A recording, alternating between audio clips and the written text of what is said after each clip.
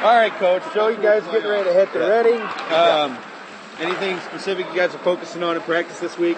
Well, I think, obviously the special teams are going to be a big issue, for him in the playoffs. You got to be good both on the PP and the penalty kill. So we focus a lot on that today. Our transition out of D zone is going to be big. They got very aggressive defensemen, and they do a good job of backing those pinching D up. So for us, if we want to play with a puck in transition, and that's where we're at our best, we got to solve that problem. So we've been slowly working on that as well, and we'll get out there tomorrow in Reading and have a good practice and be ready to go. Now, can you put any stock into what happened during the regular season, or do you guys kind of mix things up in the playoffs?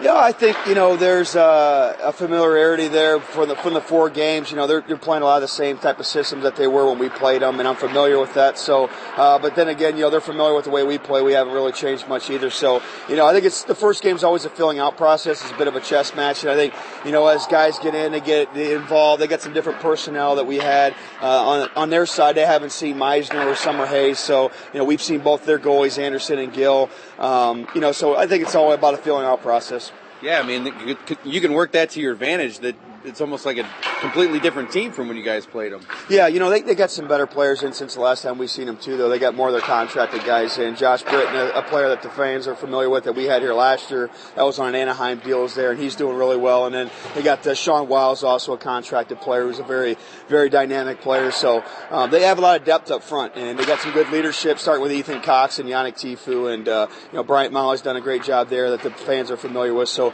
it's going to be a challenge, that's for sure. What's been working well for you guys, 8-2-1 in the last 11 games?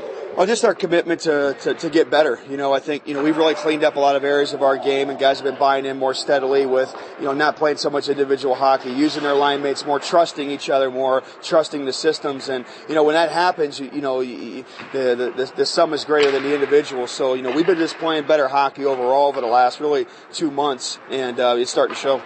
So would that make you a dangerous 8 seed? I don't really get much into the 8th-1 matchup and all that stuff. I mean, we basically could have been 1 point away from finishing as a 5th seed, so everything was so tight in the Eastern Conference. We really respect that Reading team. They're in the first place for a reason, but I don't see us as an 8th seed. I see us as a team that's playing some good hockey right now, and we'll see how it plays out.